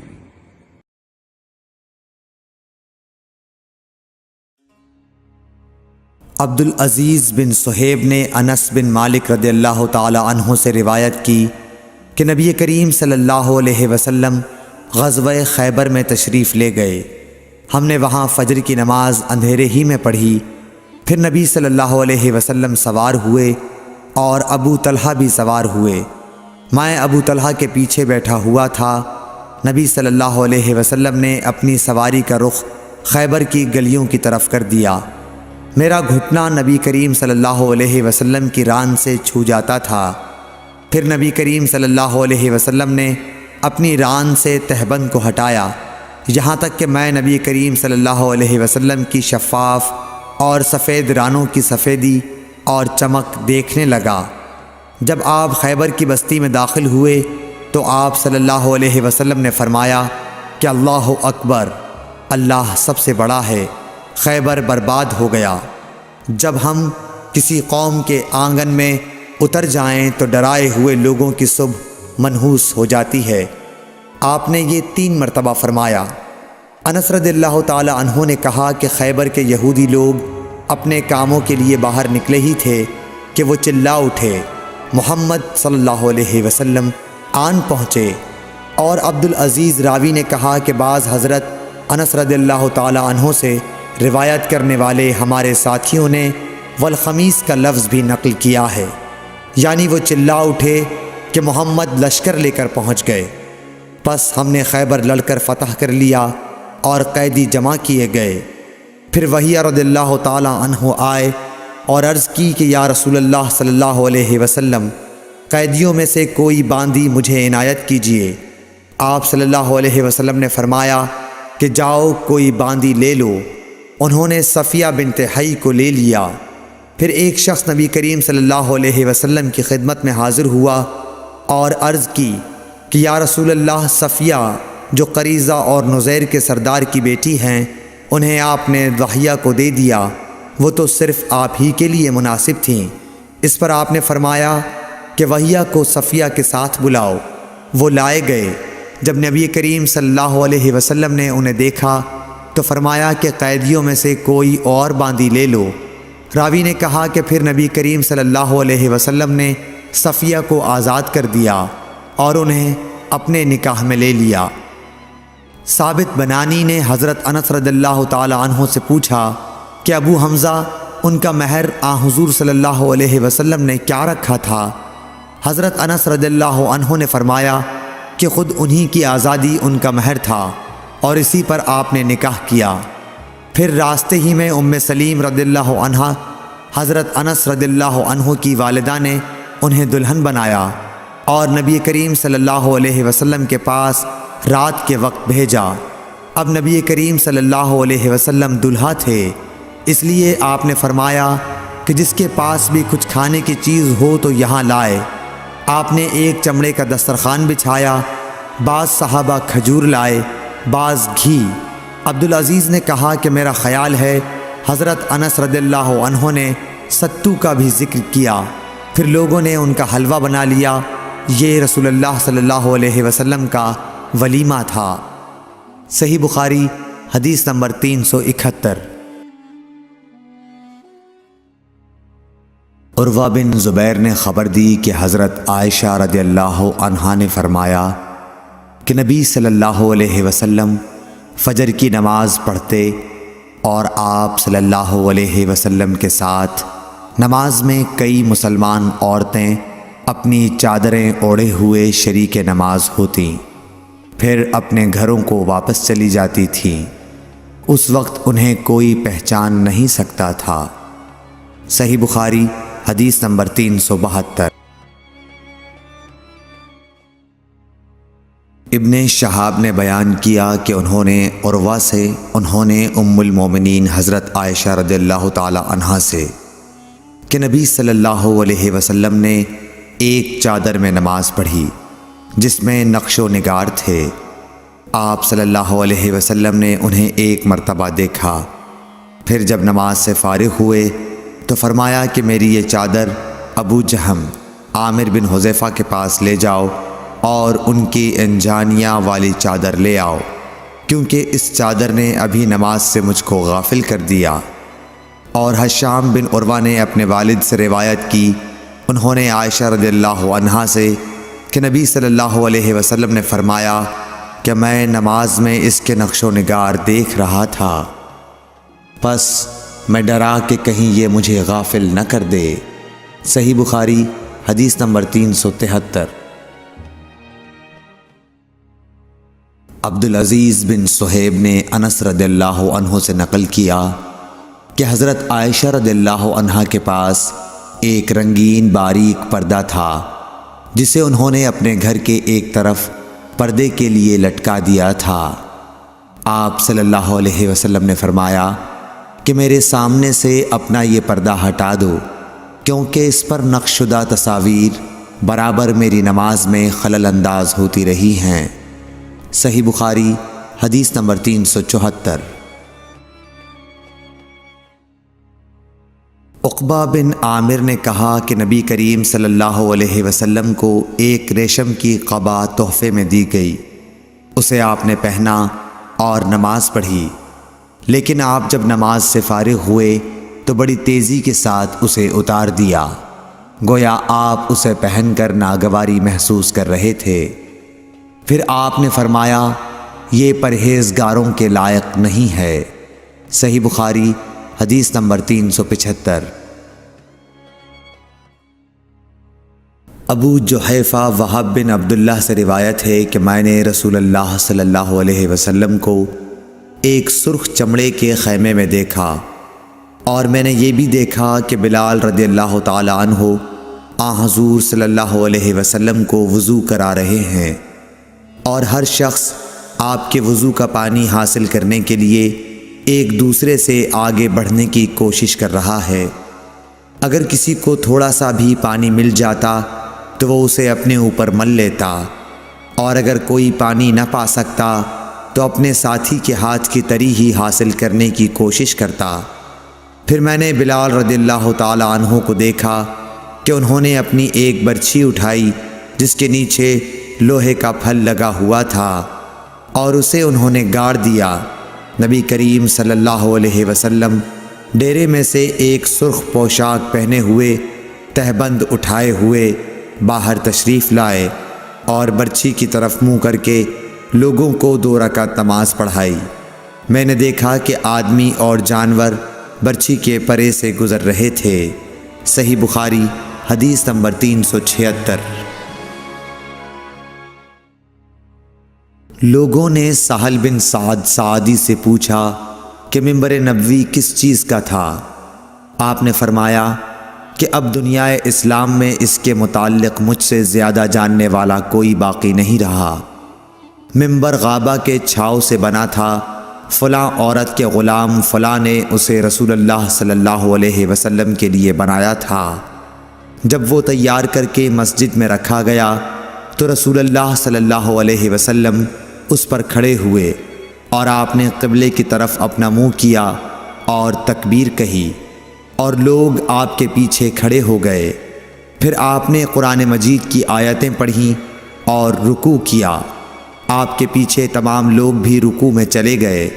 پھر آپ نے اپنا سر اٹھایا، پھر اسی حالت میں آپ الٹے پاؤں پیچھے ہٹے، پھر زمین پر سجدہ کیا، پھر منبر پر دوبارہ تشریف لائے اور قرأت کی، پھر رکوع کیا، پھر رکوع سے سر اٹھایا اور قبلے ہی کی طرف رخ کیے ہوئے پیچھے لوٹے اور زمین پر سجدہ کیا۔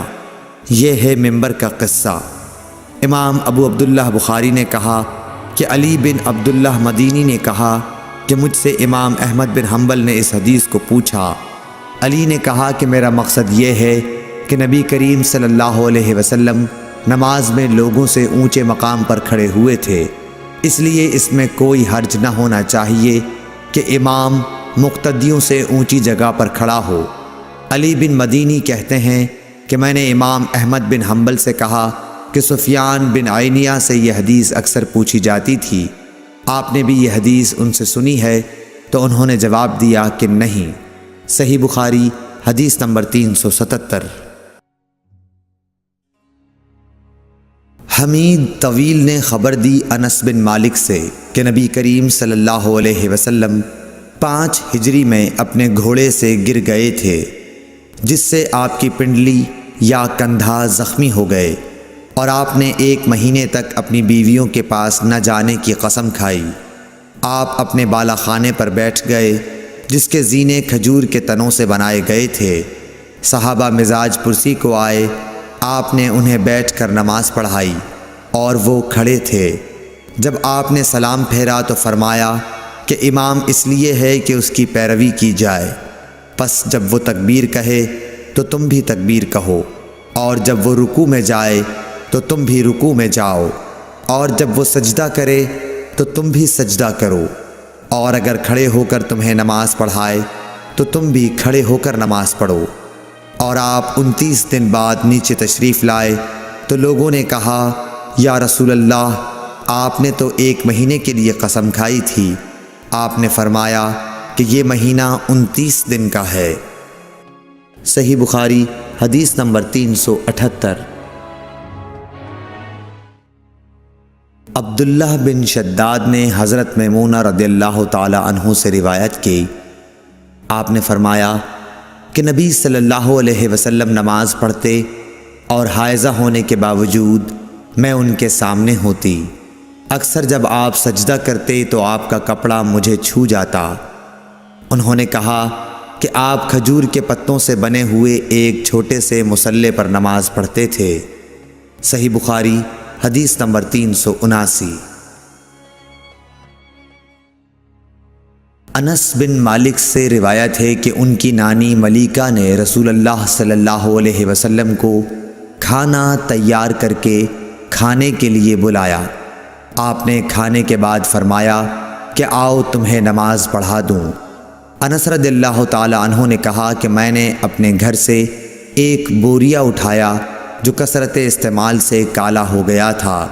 میں نے اس پر پانی چھڑکا، پھر رسول اللہ صلی اللہ علیہ وسلم نماز کے لیے اسی بوریے پر کھڑے ہوئے، اور میں اور ایک یتیم کہ رسول اللہ صلی اللہ علیہ وسلم کے غلام ابو زمیرہ کے لڑکے ضمیرہ آپ کے پیچھے صف باندھ کر کھڑے ہو گئے، اور بوڑھی عورت انس کی نانی ملیکہ ہمارے پیچھے کھڑی ہوئیں۔ پھر رسول اللہ صلی اللہ علیہ وسلم نے ہمیں 2 رکعت نماز پڑھائی اور واپس گھر تشریف لے گئے۔ صحیح بخاری حدیث نمبر 380۔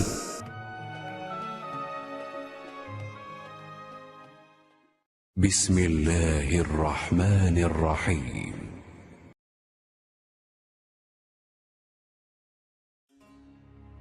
ام المومنین میمونہ رضی اللہ تعالی عنہا سے روایت ہے، انہوں نے کہا کہ نبی کریم صلی اللہ علیہ وسلم سجدہ گاہ یعنی چھوٹے مصلے پر نماز پڑھا کرتے تھے۔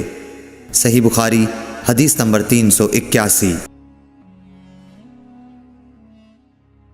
حضرت عائشہ رضی اللہ عنہا نے فرمایا کہ میں رسول اللہ صلی اللہ علیہ وسلم کے آگے سو جاتی اور میرے پاؤں آپ کے قبلے میں ہوتے۔ جب آپ سجدہ کرتے تو میرے پاؤں کو آہستہ سے دبا دیتے، میں اپنے پاؤں سمیٹ لیتی، اور آپ جب کھڑے ہو جاتے تو میں انہیں پھر پھیلا دیتی۔ ان دنوں گھروں میں چراغ بھی نہیں ہوا کرتے تھے۔ صحیح بخاری حدیث نمبر 382۔ عروہ نے خبر دی کہ حضرت عائشہ رضی اللہ تعالی عنہا نے انہیں بتایا کہ رسول اللہ صلی اللہ علیہ وسلم اپنے گھر کے بچھونے پر نماز پڑھتے، اور حضرت عائشہ رضی اللہ تعالی عنہا آپ کے اور قبلے کے درمیان اس طرح لیٹی ہوتیں جیسے نماز کے لیے جنازہ رکھا جاتا ہے۔ صحیح بخاری حدیث نمبر 383۔ عروہ بن زبیر سے روایت ہے کہ نبی کریم صلی اللہ علیہ وسلم اس بچھونے پر نماز پڑھتے جس پر آپ اور حضرت عائشہ رضی اللہ تعالی عنہا سوتے، اور حضرت عائشہ رضی اللہ تعالی عنہا آپ کے اور قبلے کے درمیان اس بستر پر لیٹی رہتیں۔ صحیح بخاری حدیث نمبر 384۔ انس بن مالک رضی اللہ تعالی عنہ نے کہا کہ ہم نبی کریم صلی اللہ علیہ وسلم کے ساتھ نماز پڑھتے تھے، پھر سخت گرمی کی وجہ سے کوئی ہم میں سے اپنے کپڑے کا کنارہ سجدے کی جگہ رکھ لیتا۔ صحیح بخاری حدیث نمبر 385۔ ابو مسلمہ سعید بن یزید ازدی نے انس بن مالک رضی اللہ تعالی عنہ سے پوچھا کہ کیا نبی کریم صلی اللہ علیہ وسلم اپنی جوتیاں پہن کر نماز پڑھتے تھے؟ تو انہوں نے فرمایا کہ ہاں۔ صحیح بخاری حدیث نمبر 386۔ ابراہیم نخعی حمام بن حارث سے روایت کرتے تھے، انہوں نے کہا کہ میں نے جریر بن عبداللہ کو دیکھا، انہوں نے پیشاب کیا، پھر وضو کیا اور اپنے موزوں پر مسح کیا، پھر کھڑے ہوئے اور موزوں سمیت نماز پڑھی۔ آپ سے جب اس کے متعلق پوچھا گیا تو فرمایا کہ میں نے نبی کریم صلی اللہ علیہ وسلم کو ایسا ہی کرتے دیکھا ہے۔ ابراہیم نخعی نے کہا کہ یہ حدیث لوگوں کی نظر میں بہت پسندیدہ تھی، کیونکہ جریر رضی اللہ تعالی عنہ آخر میں اسلام لائے تھے۔ صحیح بخاری حدیث نمبر 387۔ مغیرہ بن شعبہ نے کہا کہ میں نے نبی کریم صلی اللہ علیہ وسلم کو وضو کرایا، آپ نے اپنے موزوں پر مسح کیا اور نماز پڑھی۔ صحیح بخاری حدیث نمبر 388۔ حذیفہ رضی اللہ تعالی عنہ نے ایک شخص کو دیکھا جو رکوع اور سجدہ پوری طرح نہیں کرتا تھا۔ جب اس نے اپنی نماز پوری کر لی تو حذیفہ رضی اللہ تعالی عنہ نے فرمایا کہ تم نے نماز ہی نہیں پڑھی۔ ابو وائل راوی نے کہا میں خیال کرتا ہوں کہ حضرت حذیفہ رضی اللہ تعالی عنہ نے یہ بھی فرمایا کہ اگر تو ایسی ہی نماز پر مر جاتا تو آن حضرت صلی اللہ علیہ وسلم کی سنت پر نہیں مرتا۔ صحیح بخاری حدیث نمبر 389۔ عبداللہ بن مالک بن بحینہ سے روایت ہے کہ نبی کریم صلی اللہ علیہ وسلم جب نماز پڑھتے تو اپنے بازوؤں کے درمیان اس قدر کشادگی کر دیتے کہ دونوں بغلوں کی سفیدی ظاہر ہونے لگتی تھی۔ اور لیث نے یوں کہا کہ مجھ سے جعفر بن ربیعہ نے اسی طرح حدیث بیان کی۔ صحیح بخاری حدیث نمبر 390۔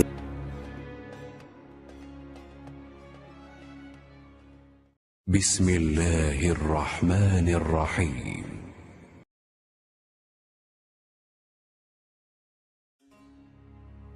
انس بن مالک رضی اللہ تعالی عنہ نے کہا کہ رسول اللہ صلی اللہ علیہ وسلم نے فرمایا جس نے ہماری طرح نماز پڑھی اور ہماری طرح قبلے کی طرف منہ کیا اور ہمارے ذبیحہ کو کھایا تو وہ مسلمان ہے جس کے لیے اللہ اور اس کے رسول کی پناہ ہے، پس تم اللہ کے ساتھ اس کی دی ہوئی پناہ میں خیانت نہ کرو۔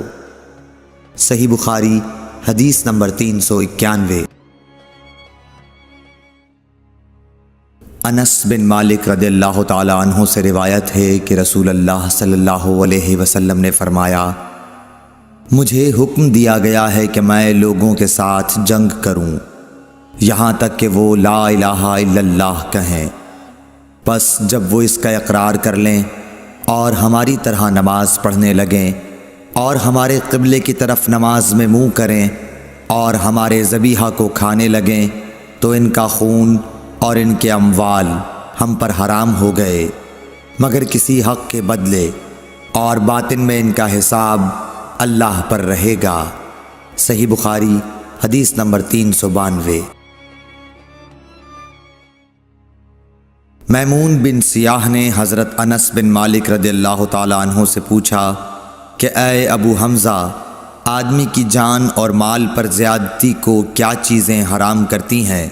تو انہوں نے فرمایا کہ جس نے گواہی دی کہ اللہ کے سوا کوئی معبود نہیں اور ہمارے قبلے کی طرف منہ کیا اور ہماری نماز کی طرح نماز پڑھی اور ہمارے ذبیحہ کو کھایا تو وہ مسلمان ہے، پھر اس کے وہی حقوق ہیں جو عام مسلمانوں کے ہیں اور اس کی وہی ذمہ داریاں ہیں جو عام مسلمانوں پر ہیں۔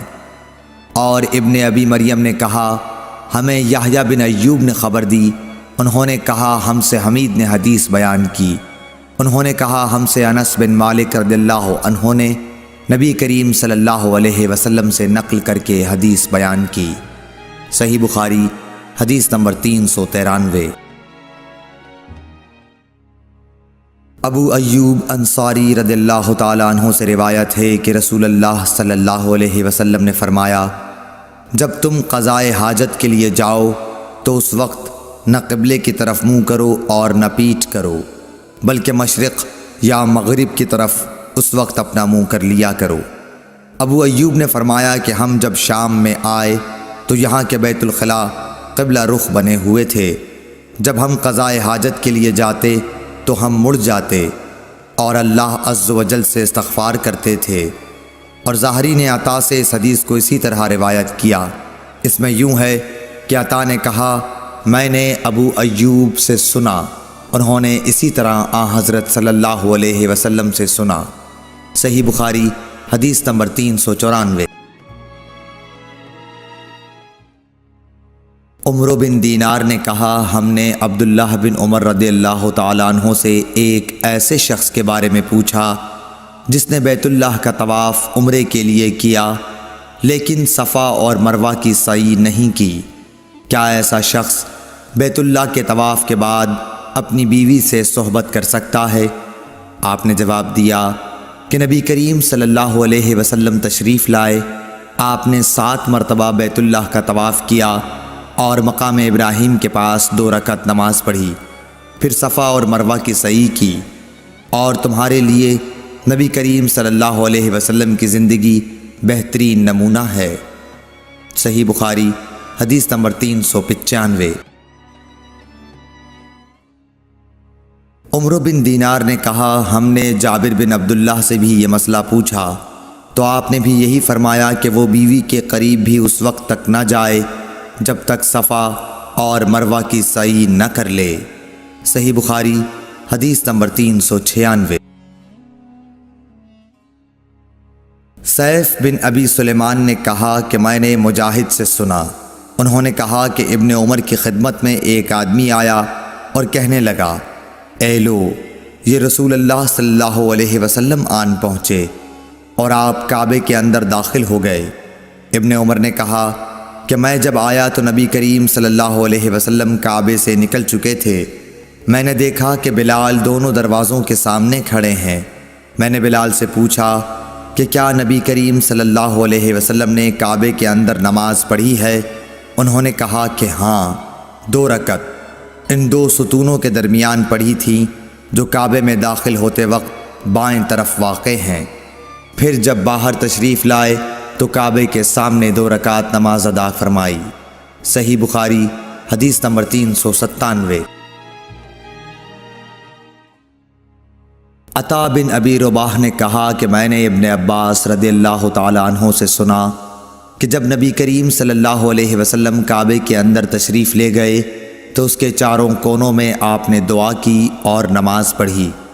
پھر جب باہر تشریف لائے تو 2 رکعت نماز کعبے کے سامنے پڑھی اور فرمایا کہ یہی قبلہ ہے۔ صحیح بخاری حدیث نمبر 398۔ حضرت برا بن عازب رضی اللہ تعالیٰ عنہ سے روایت ہے کہ نبی کریم صلی اللہ علیہ وسلم نے 16 یا 17 ماہ تک بیت المقدس کی طرف منہ کر کے نمازیں پڑھیں، اور رسول اللہ صلی اللہ علیہ وسلم دل سے چاہتے تھے کہ کعبے کی طرف منہ کر کے نماز پڑھیں۔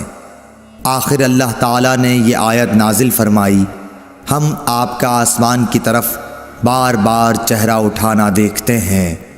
پھر آپ نے کعبے کی طرف منہ کر لیا اور احمقوں نے جو یہودی تھے کہنا شروع کیا کہ انہیں اگلے قبلے سے کس چیز نے پھیر دیا۔ آپ فرما دیجئے کہ اللہ ہی کی ملکیت ہے مشرق اور مغرب، اللہ جس کو چاہتا ہے سیدھے راستے کی ہدایت کر دیتا ہے۔ جب قبلہ بدلا تو ایک شخص نے نبی کریم صلی اللہ علیہ وسلم کے ساتھ نماز پڑھی، پھر نماز کے بعد وہ چلا اور انصار کی ایک جماعت پر اس کا گزر ہوا جو عصر کی نماز بیت المقدس کی طرف منہ کر کے پڑھ رہے تھے۔